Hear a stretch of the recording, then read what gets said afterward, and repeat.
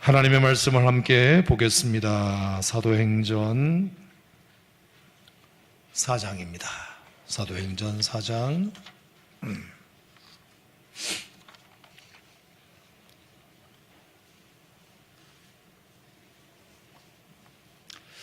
자, 오늘 주시는 하나님 말씀은 사도행전 4장 1절에서 4절까지.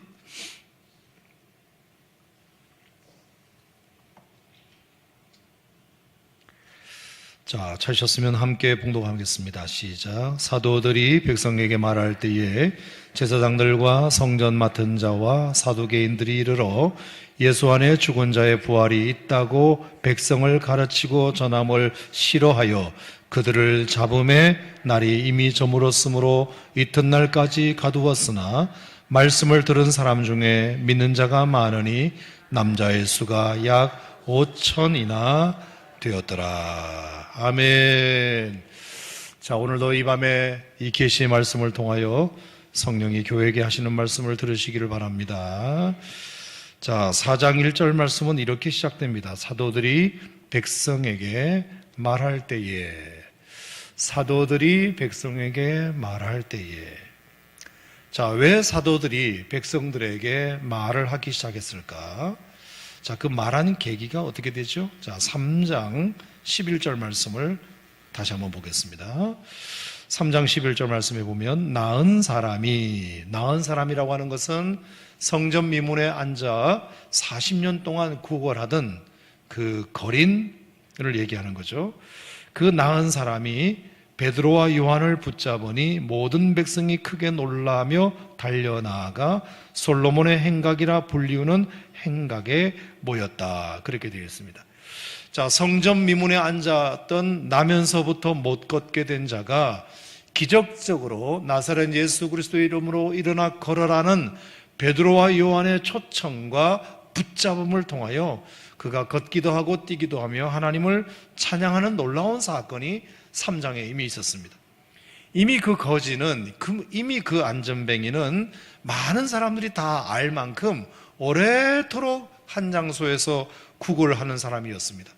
그래서 그냥 동전 몇 푼이나 던져주는 그런 사람이었는데 정말 눈에 보고도 믿지 못할 만큼 베드로와 요한이 나사렛 예수 그리스도의 이름으로 선포했을 때 그가 일어나 걷게 된 사건, 그 사건 까닭에 사람들이 깜짝 놀라게 됩니다. 그래서 그 베드로와 요한이 어떤 능력으로, 무슨 능력으로 이렇게 기적을 행할 수 있었는지에 대하여 궁금하여 사도들에게 백성들이 설교 듣고 싶어서, 말씀을 더 듣고 싶어서 모였을 때에, 그래서 그 모였을 때 사도 베드로와 요한이 백성들에게 말하기를 시작한 것입니다. 이미 기적을 보았기 때문에 마음이 활짝 열린 상태이기 때문에 그들에게 이제 하나님 말씀을 증거할 가장 절호의 기회라고 생각하고 사도들이 백성에게 말하기 시작했을 때에 라는 의미가 바로 그 의미가 되겠습니다.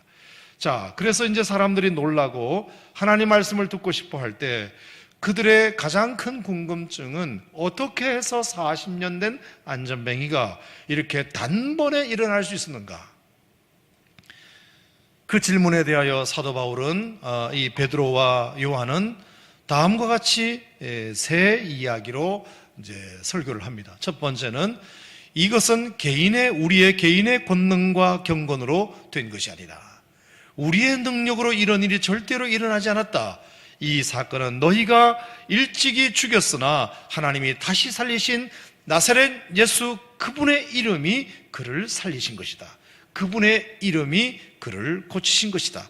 우리의 능력과 우리의 경건으로 된 것이 아니라 너희들이 이미 죽여버린 그 나사렛 예수가 다시 살아나셔서 부활하신 그분의 이름이 그를 고치신 것이다. 그것이 첫 번째 백성들에게 해준 말이었습니다.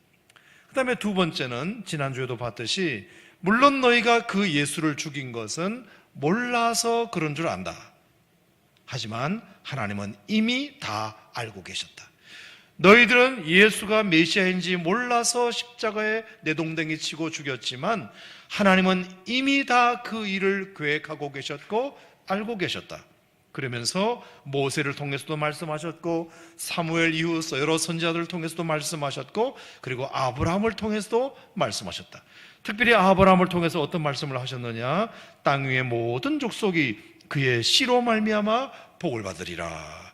따라합시다. 땅 위의 모든 족속이 그의 씨로 말미암아 복을 받으리라. 자, 그의 씨가 바로 예수를 의미한다고 말씀드렸습니다. 그래서 지금도 하나님은 너희들이 이 복을 받기를 원하신다. 이 복을 받기를 원하신다. 이것이 두 번째 사도들이 백성들에게 말한 메시지였습니다.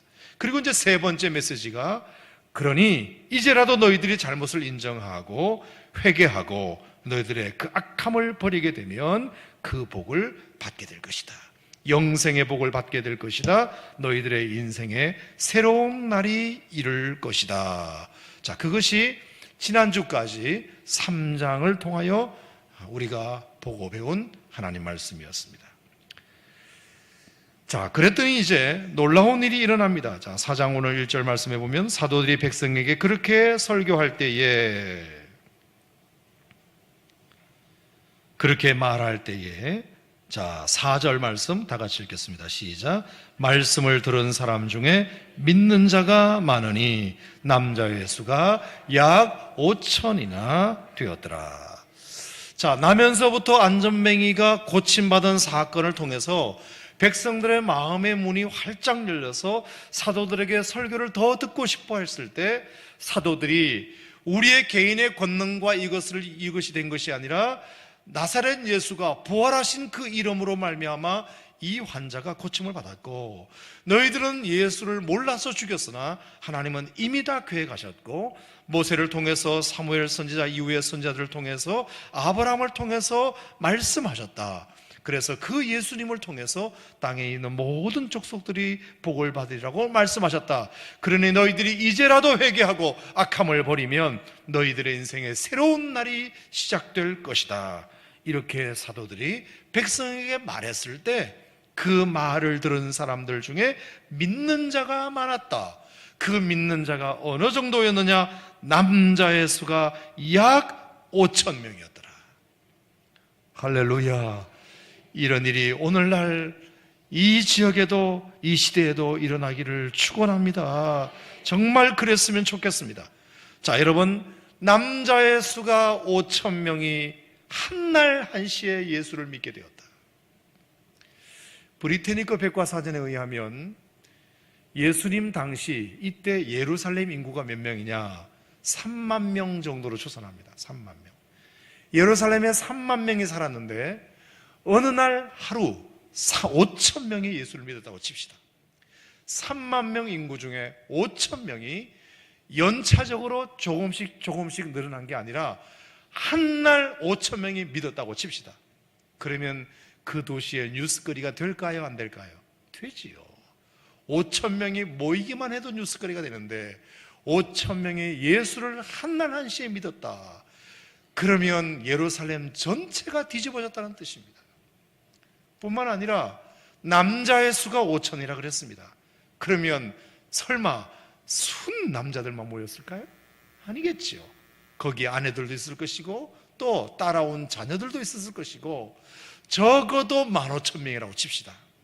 그러면 3만 명 중에 15,000명이라고 치면 예루살렘 인구의 절반이 그날 예수를 믿었다는 뜻입니다. 여러분, 오산의 인구가 22만 명입니다. 22만 명 중에 어느 누군가 오산 종합운동장에서 전도 집회를 하는데 그날 사람들이 엄청나게 많이 모였고 22만 명 중에 11만 명이 그날 예수를 믿었다. 그럼 어떻게 될까요? 그냥 이거는 대서특필이 보송특필이 아닙니다. 난리가 납니다. 그러니까 이제는 안 믿으면 이상한 분위기가 되어버렸습니다. 옛날에는 예수를 믿는 게 이상한 사람이었는데 이제는 안 믿으면 이상한 분위기로 분위기가 완전히 바뀐 것입니다. 여러분, 제가 백령도에서 1년 동안 근무했는데 여러분, 백령도는 굉장히 기독교 역사가 오래되고 제가 있을 때만 해도 기독교 교회가 100년 된 중화동 교회라고 있었거든요. 그 중화동 교회는 100%가 예수 믿는 동네예요. 100%가. 믿어주시기 바랍니다. 100%가 예수 믿는 동네예요. 그러니까 백령도는 까나리가 유명하잖아요. 까나리를 잡는 게 주 수입원인데, 주일날은 중화동 해변에 까나리가 해변에 몰려와가지고 날 잡아봐라 그래도 절대로 안 가요. 배를 딱 묶어놓고 교회 가요. 그러니까, 그리고 주일날은 가게도 열지 않아요. 그래서 관광객들이 와도 담배도 안 팔아요. 술도 안 팔아요. 음료도 안 팔아요. 다 가게를 닫아버려요. 자, 그러니까 만약에 거기서 어느 가게 하나라도 오는 관광객이 아까워서 내가 이때 문을 열어버리면 일요일날 관광객들이 많이 오니까 내가 평일날 번 돈보다 더 많이 벌 거라고 생각하고 주일날 가게 문을 여는 사람이 있었다고 칩시다. 그러면 그 사람은 그 동네에서 완전히 지킵니다. 왜? 100%가 다 예수 믿는 동네인데 교회 안 가고 그 관광객들에게 수입을 좀 얻어보려고 가게 문을 열었다 치면 무언의 압력이 들어와가지고 도대체가 가게 문을 열 수가 없습니다. 그러니까 다 예수 믿는 이런 분위기가 참 중요한 것 같습니다. 그래서 안 되는 분위기로 가면 된다고 말하는 사람이 이상해지고, 되는 분위기로 가면 안 된다고 말하는 사람이 이상하게 됩니다. 어떤 분위기가 그 공동체의 주된 분위기냐, 참 중요한 것 같습니다.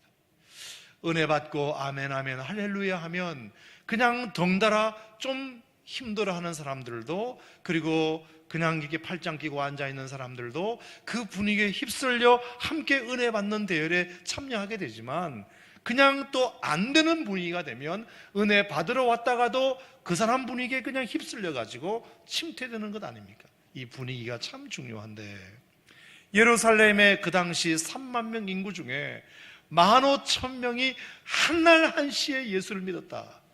그랬으면 이미 분위기는, 이제 예루살렘 주민들이 얼마 전까지만 해도 예수를 십자가에 못 박으라고 그렇게 소리쳤던 그 사람, 그때는 예수 믿는 티를 못 내는 분위기였지만, 이제 예수님이 부활하시고 승천하신 다음에 얼마 지나지 않아서 성령이 충만해지고 모든 사람들이 성령을 받고, 그리고 베드로의 설교를 통하여 3,000명이 회개하고 돌아오고, 그리고 나면서부터 안전뱅이가 고침을 받는 이 분위기 속에서 5,000명, 15,000명이 예수를 한날 한시에 믿는 이 분위기가 된 이상, 이제는 안 믿는 게 이상한 그런 상황이 되었다고 봐도 과언이 아니죠. 여러분, 이런 놀라운 일이 참 사도행전 역사에 일어났다는 것이 얼마나 참 감사한지 몰라요. 하루에 이런 일이 일어났다. 자, 그러니까 이제 꽁 하고 있던 사람들도, 가반신반의 하고 있던 사람들도 11만 명 오산에 예수 믿는 사람들이 한꺼번에 일어나면 나머지 11만 명도 덩달아 믿게 되는 분위기가 되듯이, 3만 명 예루살렘 교회 성도들 중에서 15,000명이 한꺼번에 예수를 믿으면, 그리고 그 전에 벌써 3,000명이 회개하고 돌아왔고 한다고 한다면, 누구든지 이제 다 꽁하고 있던 사람들, 반신반의하고 있던 사람들, 이런 사람들도 다 예수를 믿어가는 분위기가 되었다고 저는 생각해요. 자, 그런데 참 의아한 일이 여기 있습니다. 자, 4장 1절과 2절 말씀을 다 같이 한번 읽어보겠습니다. 시작. 사도들이 백성에게 말할 때에 제사장들과 성전 맡은 자와 사두개인들이 이르러 예수 안에 죽은 자의 부활이 있다고 백성을 가르치고 전함을 싫어하여. 자, 여기에 싫어하여. 자, 모두가 15,000명 가까운 사람들이 베드로와 요한의 설교를 듣고 예수 믿겠다고 손들고, 남자의 수가 약 5,000이나 될 정도로 말씀을 듣고 믿는 사람들이 부지기수로 늘어나는 마당에, 이미 분위기가 예수 믿는 분위기로 기울어졌는데도 불구하고 그 메시지를 싫어하는 사람들도 있더라. 참 그게 예나 지금이나 참 아이러니한 일인 것 같습니다. 끝까지 고집을 피면서 아무리 예루살렘 성도 29,900명이 믿어도 나는 버틸 거다, 이런 사람들이 어느 공동체든지 있는 것 같습니다. 좋은 일로 버티는 거라면 뭐라고 하지 않겠지만 좋지 않은 똥꼬집을 부리는 거, 여러분 그게 과연 그의 영혼에 좋은 일일까? 싫어하는 사람들이 있더라. 자, 그 사람들이 참 죄송한 표현이지만 어떤 사람들이었다고요? 제사장, 성전 맡은 자, 사두개인들. 지도자들, 제사장과 성전 맡은 자와 사두개인들, 이런 사람들은 다른 사람들이 아무리 은혜 받았다고 말해도 뭐가 그게 은혜가 되냐 이렇게 딴지를 걸고, 아무리 예수를 믿겠다고 소리를 쳐도 나는 끝까지 버틸 거라고 말하는 사람들, 은혜에 비껴있는 사람들, 누구는 쑥쑥 자라는데 누구는 도대체 자라지 못하는 사람들, 누구는 찬양하며 손들고 찬양하는데 한 번도 지금까지 손들고 찬양해 본 사람들이 없는 사람들, 오히려 손들고 찬양하는 것을 이상하게 지금도 여전히 눈초리를 주는 사람들, 하나님 말씀을 들을 때 은혜가 되면 아멘 아멘 할 때 입도 한 번도 지금까지 뻥끗하지 못하고 남들은 아멘 해도 끝까지 아멘 하는 사람들, 통성 기도합시다, 주여 삼창하며 우리 다 같이 뜨겁게 기도합시다 했을 때 하나님이 귀가 먹었냐, 왜 그렇게 큰 소리로 소리쳐야만 하느냐, 이렇게 여전히 그 기도에 빠지지 못하는 사람들. 여러분 어디든지 그런 사람들이 있다는 것이 참 안타까운 일인 것 같습니다. 이미 분위기가 은혜 받는 분위기, 예수 믿는 분위기, 누군가는 쑥쑥 자라가는데 도대체 자라가지 못하는 사람들, 태양은 내려지는데 그늘을 찾는 사람들, 비는 내리는데 꼭 우산을 들어야 되는 사람들, 맞지 않으려고 쬐지 않으려고 버티고 있는 사람들.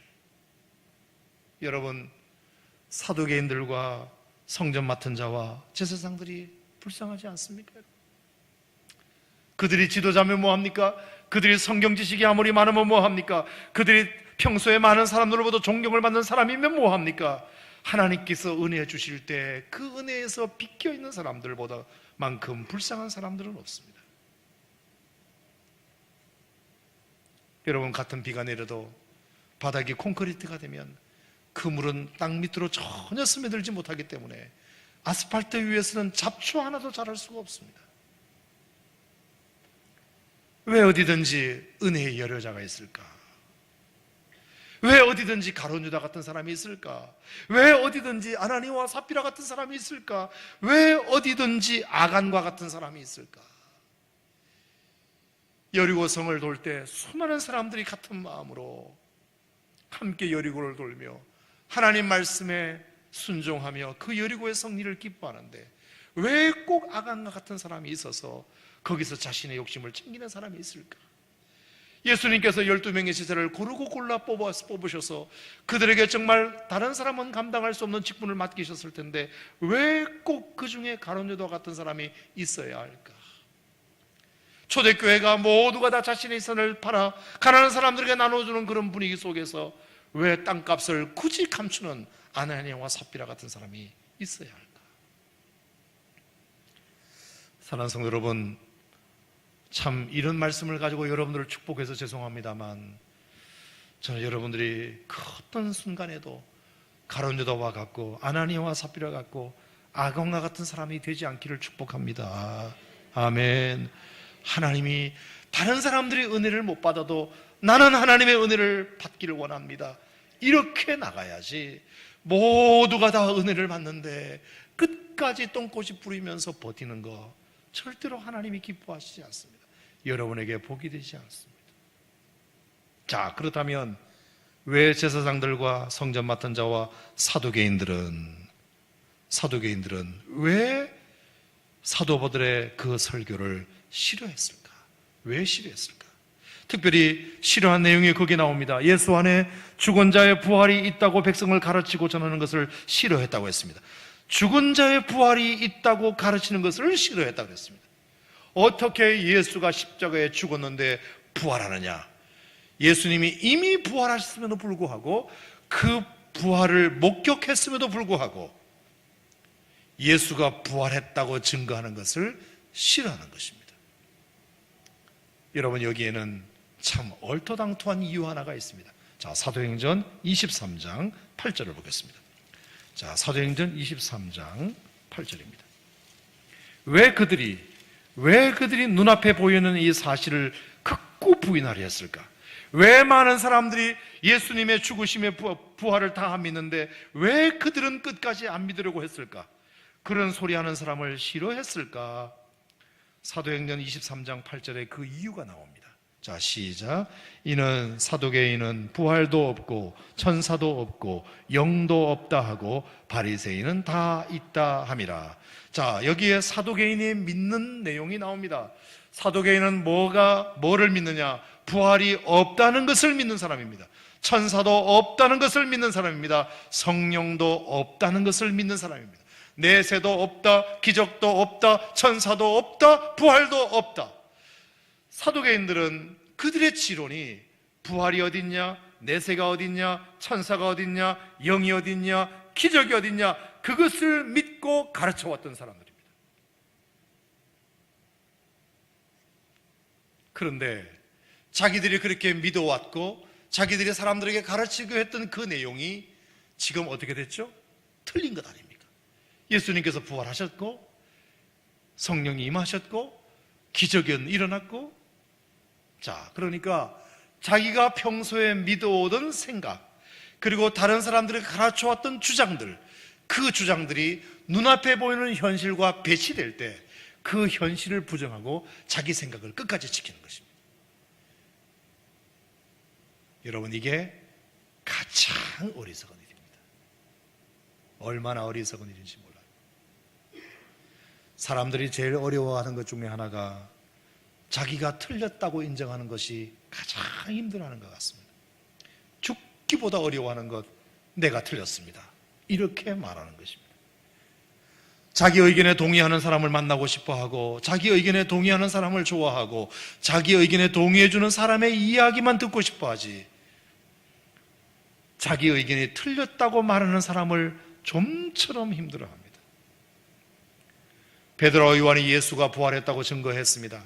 이미 예수가 부활한 사실은 많은 사람들이 다 보고 확인한 바입니다. 하지만 사두개인들도 그것을 보았지만 자기들이 평소부터 배워온 가르침 그리고 생각, 그것을 버리지 못하기 때문에 받아들일 수가 없었던 것입니다. 그렇게 지금까지는 몰라서 그렇게 믿어왔다 하더라도, 배운 게 그거라서 그렇게 믿어왔다 하더라도 새로운 하나님의 진리가 들어왔으면 내가 틀렸다는 것을 인정해야 되는데, 내가 잘못했음을 인정해야 되는데 그게 안 되는 것이 사두개인이었습니다. 그러니까 3만 명 중에 15,000명이 한날 한시에 예수를 믿겠다고 난리를 쳐도 자기들은 뒷짐을 지고 그것을 싫어하는 것입니다. 그걸 하지 말라는 것입니다. 우리가 다음 주에 보겠지만 오히려 그렇게 말하는 사람을 어떻게 했다고요? 가두었다고 그랬습니다. 그렇게 말하는 사람을 가두어 버렸습니다. 입을 틀어막아 버렸습니다. 그들을 그냥 감옥에다가 가두어 버렸습니다.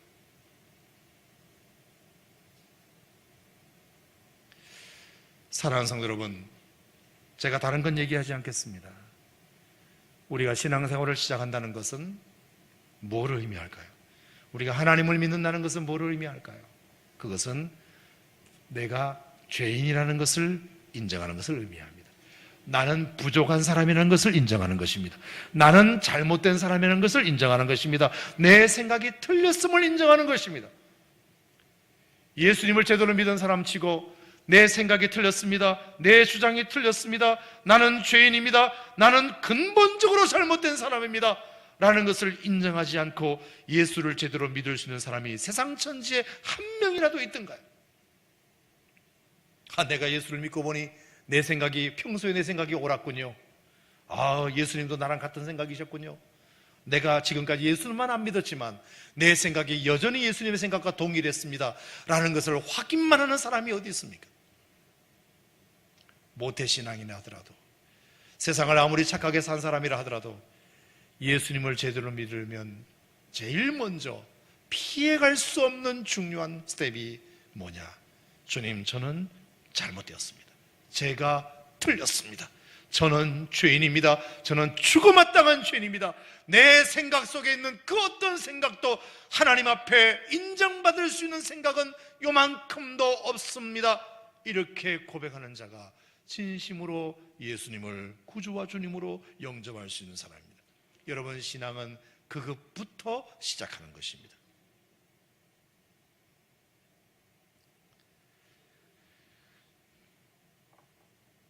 그래서 나를 돌아보게 되고, 그래서 나를 바꾸게 되고, 그래서 내가 회개하게 되고. 여러분, 그것이 우리 신앙생활에 얼마나 중요합니까? 그러므로 남자의 수가 5,000명이나 되었다는 이 말은, 이 15,000명 가까이 되었다는 말은 15,000명의 모든 사람들이, 예루살렘에 사는 사람들의 절반 가까운 사람들이 모두가 다 하나님 앞에 회개했다는 뜻입니다. 제가 잘못했습니다. 지금까지 배운 게 잘못되었습니다. 제가 주장한 게 잘못되었습니다. 제가 지금까지 믿어왔던 것이 잘못되었습니다. 이 모든 것들을 다시 새롭게 바꾸겠습니다. 새롭게 고치겠습니다. 제가 틀렸습니다. 그렇게 말하던 사람들이 5,000명이 되었다는 뜻입니다. 왜 그렇게 안 하면 예수님을 믿기가 어려우니까요. 사람들은 죽기보다 싫어하는 것이 자기가 틀렸다고 말하는 것입니다. 제가 틀렸습니다. 제가 잘못했습니다. 이것은 생각보다 어려운 일입니다. 생각보다 어려운, 자존심 상한 일이라고 생각하고, 그리고 나의 잘못을 인정하는 것이라고 생각하고, 그것 때문에 저 사람에게 내가 이제 무시당한다고 생각하고, 그게 자기를 지키는 거라고 생각합니다.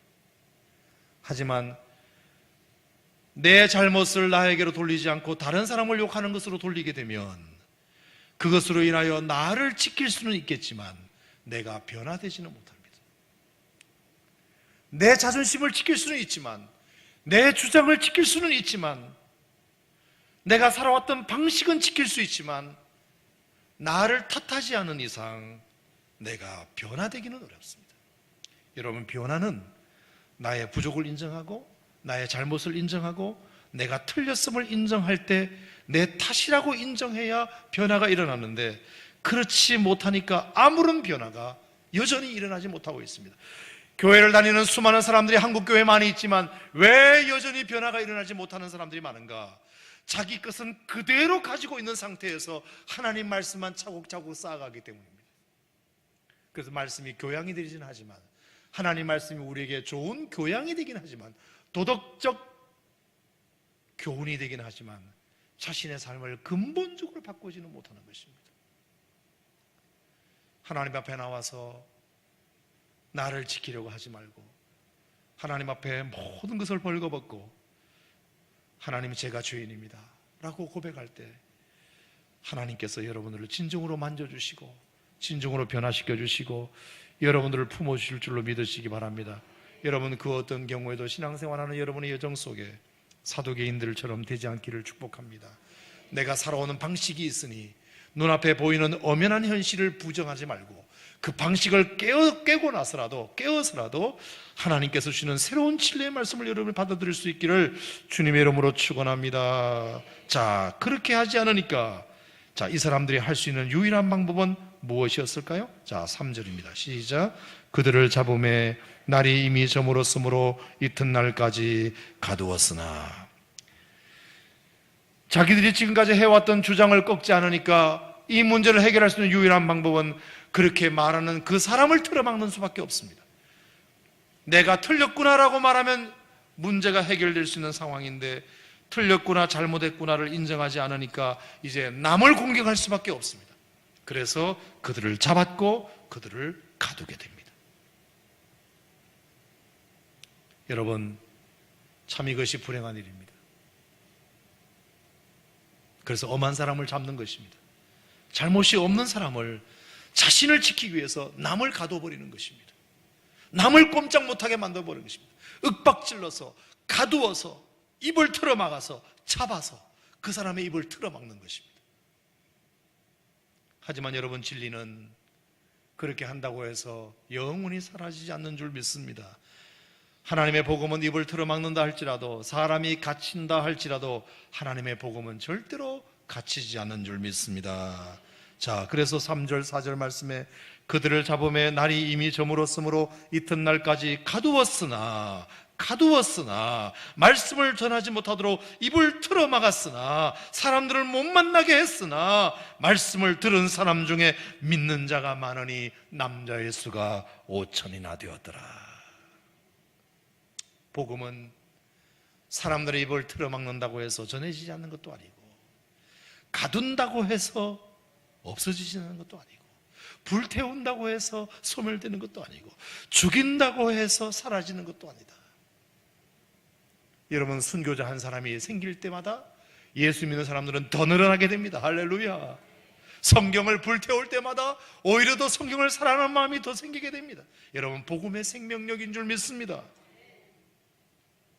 바울과 실라가 빌립보 감옥에 갇혔지만 그들이 찬송하고 기도하는 것을 어떻게 막을 수 있었습니까? 그들이 옥문을 잠그고 사슬을 묶어도 복음의 능력은 강하여 결국에 사슬이 풀려지고 옥문이 열려지는 은혜가 있었지 않습니까? 디오클레티아누스라고 로마의 10대 박해, 가장 마지막 박해가 정말로 로마에 있는 모든 성경을 다 불태워버리고 거기다가 기념비를 세워서 기독교 사망, 그리스도의 소멸이라고 선포했지만, 여러분, 기독교는 사망했습니까? 그리스도가 소멸되었습니까? 성경이 완전히 없어졌습니까? 아닙니다. 로마에 그렇게 박해를 받았던 수많은 그리스도인들이 박해를 받았지만, 카타콤베, 로마의 카타콤베 발견된 것만 지금 70개 정도, 그 길이를 연결해 보니까 900km 정도 된다고 합니다. 연장이. 그 900km 되는 지하에 70여 개 되는 카타콤베에서 여전히 숨죽여 그들이 해방의 날이 될 때까지 하나님의 복음을 꿋꿋하게 지켜가는 그 모습, 그런 사람들이 비록 로마의 313년 때 3%밖에 안 되었지만 그 3%의 힘으로 97%를 정복하여 로마의 기독교가 공인되는 이런 엄청난 일이 일어나게 됩니다. 지금도 우리가 상상할 수 없는 수십만 명의 북한의 지하 교인들, 숨죽여서 예배하고, 숨죽여서 기도하고, 숨죽여서 찬양하고, 숨죽여서 말씀을 듣는 그런 사람들이 분명히 지하 교회에 있을 텐데, 하지만 여러분, 그들이 아무리 정치적인 체제로 가두고 입을 털어막고 그리고 죽이고 멸시할지라도 절대로 복음은 없어지지 않은 줄 믿습니다. 교회는 사라지지 않은 줄 믿습니다. 여러분, 이것이 복음의 생명력인 줄 믿으시길 바랍니다. 사도 바울이 옥에 갇혔지만 에베소서, 빌립보서, 골로새, 빌레몬스 하나님 앞에 그렇게 귀한 고백들을 하나님 앞에 올려드리는 것을 보면, 여러분, 자유가 주어진다고 해서 신앙이 펼쳐지는 것도 아니고, 가둔다고 해서 신앙이 묶이는 것도 아니고, 복음의 생명력은 참 놀라운 신비인 것 같습니다. 사랑하는 성도 여러분, 여러분에게 어떤 상황이 여러분에게 주어진다 할지라도, 앞으로 환난과 핍박과 곤고함이 여러분들에게 엄습해 온다 할지라도, 이 복음의 능력이 여러분 안에 꿈틀거리는 이상 절대로 복음을 복음답게 하시기를 축복합니다. 복음이 복음다워지기를 주님의 이름으로 축복합니다.